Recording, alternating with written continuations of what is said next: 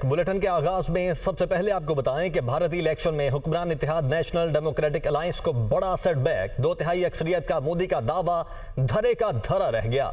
BJP और इत्तेहादी जमातें 296 सीटों पर आगे हैं। गैर हतमी गैर सरकारी नताइज के मुताबिक अपोजिशन इत्तेहाद 227 नशिस्तों पर सबकत लिए हुए है। गैर हतमी और गैर सरकारी नताइज हैं। इंतखाबी मुहिम में वजीर आजम नरेंद्र मोदी ने 400 सीटों पर जीतने का दावा किया था, मगर मोदी हुकूमत की मुस्लिम कुश और अकलियत मुखालिफ पॉलिसीज बीजेपी को ले डूबी हैं। तो भारत में लोकसभा के इंतखाबात में इब्तदाई रुझानात में मोदी की जमात बीजेपी के लिए बड़ा अपसेट देखने में सामने आ रहा है। इसी पर बात करने के लिए हमारे साथ तजियाकारों का एक पैनल मौजूद है। मलिहा लोधी साहिबा, सैयद मोहम्मद अली साहब और हसन अस्करी साहब हमारे साथ मौजूद हैं। सबसे पहले हसन अस्करी साहब की जानिब बढ़ते हैं। सर, बहुत शुक्रिया आपने ज्वाइन किया। ये इतना बड़ा जो इससे पहले अनाउंस कर दिया गया था मोदी सरकार की जानिब से और कहा जा रहा था कि 400 के करीब सीटें जीतेंगे, 2/3 अक्सरियत लेंगे, लेकिन एग्जिट पोल भी हमें उनका जो रिजल्ट था वो भी डिफरेंट दिखाई दे रहा है। आपकी नजर में इस सेटबैक की क्या रीजन है? कि ये वाकई बीजेपी के लिए सेटबैक है, क्योंकि जो वो बातें करते थे कि 400 करीब सीटें लेंगे, उनका तो कोई इम्कान नजर नहीं आता। इसका मतलब ये है कि प्रोपेगेंडा मशीनरी बीजेपी की बहुत स्ट्रांग थी, जिन्होंने प्रोपेगेंडा जो है किया। दूसरा ये है कि जो इस दफा कोalition बना है अपोजिशन का, जिसका नाम इंडिया रखा उन्होंने, उसने काफी इफेक्टिवली जो स्टेट्स हैं, खासकर दूर दराज की स्टेट्स हैं, साउथ की स्टेट्स हैं या ईस्ट में जो स्टेट्स हैं इंडिया की, वहाँ मेरा ख्याल ये है कि अपोजिशन की परफॉर्मेंस जो है हमें जो है ज्यादा बेहतर नजर आई, जिससे कि उन्होंने उसको काउंटर बैलेंस किया। और तीसरा ये है कि जो मोदी साहब और उनकी पार्टी की जो इंतहा पसंदाना रुझानात थे, उसके खिलाफ रिएक्शन के तौर पर जो लोग उनके खिलाफ थे, उन्होंने खामोशी से जाकर, कोई शोर किए बगैर खामोशी से जाकर वोट जो है दिया, जिससे कि रिजल्ट जो है ऐसा आ रहा है जो कि मोदी साहब की उम्मीदों के लिए मुश्किल साबित होगा। सही। सर, इस वक्त मोहम्मद अली साहब भी हमारे साथ मौजूद हैं, उनकी जानिब बढ़ते हैं। मोहम्मद अली साहब, आपकी नज़र में ये जो सेटबैक मोदी हुकूमत को झेलना पड़ रहा है, इसकी क्या रीज़न है? बुनियादी तौर पे 3 वजूहात हैं।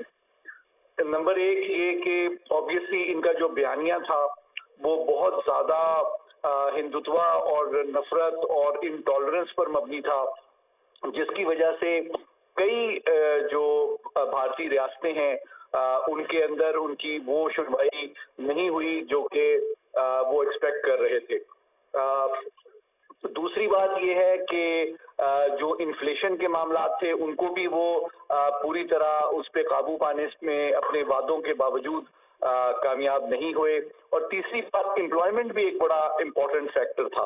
तो अगर आप इन तीनों मामलात को देखें, नजरियाती एस्पेक्ट भी है, इकोनॉमी का एस्पेक्ट भी है, एम्प्लॉयमेंट का एस्पेक्ट भी है, और फिर भारत के अंदर जो माशी खलीज है, बहुत अल्ट्रा रिच एलीट और बहुत बड़ी आबादी का जो हिस्सा है जो कि गुर्बत की लकीर से नीचे है, ऑब्वियसली वोटिंग में तो वो बहुत मैटर करता है, क्योंकि ये एक हकीकत है कि ये तारीख के सबसे बड़े इलेक्शंस थे।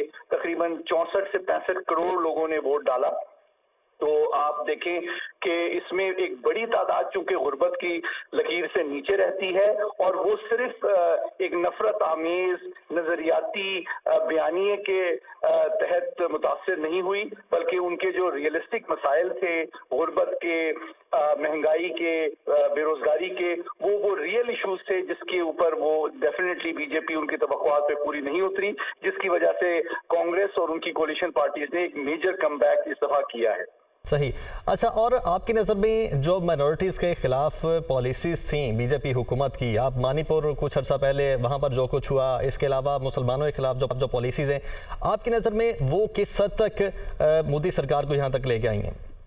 देखिए, ये यकीनन एक हकीकत है कि पाकिस्तान जो मुसलमान हैं वो भारत के अंदर एक सबसे बड़ी अक़लियत हैं, اور ان کا جو بہت زیادہ تشویش کا معاملہ ہے، ان کے خلاف جو انتہا پسندانہ اور مارجنلائزیشن ایکسپلوئٹیشن کی جو پالیسیز تھیں، یقینی طور پہ انہوں نے متبادل پاور سینٹرز کی طرف ہوپ فل وہ رہے ہیں، اور ان سے توقع یہ کرتے ہیں کہ وہ تھوڑا سا ریڈیوس کریں گے اس مارجنلائزیشن اور ایکسپلوئٹیشن کی پالیسی کو. تو یقیناً جو نان ہندو ایکسٹریمسٹ ووٹ ہے وہ کانگریس اور اس کی کولیشن پارٹیز کو ملا ہے، جو کہ اس بات کا ثبوت ہے کہ صرف نفرت اور پاکستان، کشمیر اور مسلم دشمنی کے اوپر آپ ووٹ نہیں لے سکتے، اور آپ کو معاملات کو اور مسائل کو حل کرنا ہوتا ہے. صحیح. حسن صاحب، آپ کیا سمجھتے ہیں کہ مائنورٹیز کے خلاف جو پالیسیز تھیں، منی پور کے معاملہ جس طرح میں نے پہلے عرض کیا، یا اس کے علاوہ کشمیر میں خاص طور پر جو کچھ ہو رہا ہے، یہ تمام تر معاملات نے کس حد تک ڈیمیج کیا؟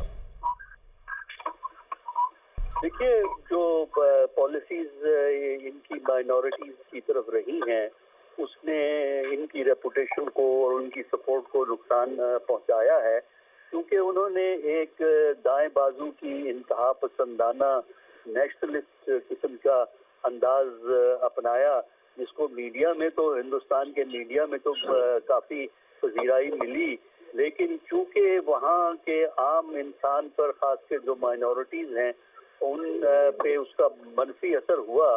اس کی وجہ سے ہمارا اندازہ یہ ہے کہ ان لوگوں نے، جو کہ ہندوستان کی بی جے پی کی جو انتہا پسندانہ نیشنلسٹ پالیسیز تھی، اس کے خلاف ری ایکشن کے طور پر خاموشی سے جا کر پولنگ اسٹیشن پہ بغیر شور مچائے جا کے ووٹ جو ہے وہ دوسری پارٹیوں کو ڈالا. اور اس سلسلے میں جو اسٹیٹ کی جو پولیٹیکل پارٹیز ہیں، ان کی حیثیت اب ہم زیادہ مضبوط ہوتا ہوا دیکھیں گے فیوچر کی جو گورنمنٹ ہندوستان میں بنے گی اس کے حوالے سے. ٹھیک. اور آپ سمجھتے ہیں کہ بی جے پی تیسری بار بھی نریندر مودی کو ہی وزیر اعظم بنائے گی؟ دیکھیے، کوشش تو ان کی یہی ہے کہ جو رزلٹ اس طرح آئے کہ وہ بی جے پی اور اس کی ساتھی پارٹیاں مل کے جو ہے وہ اپنی میجورٹی کریٹ کر لیں.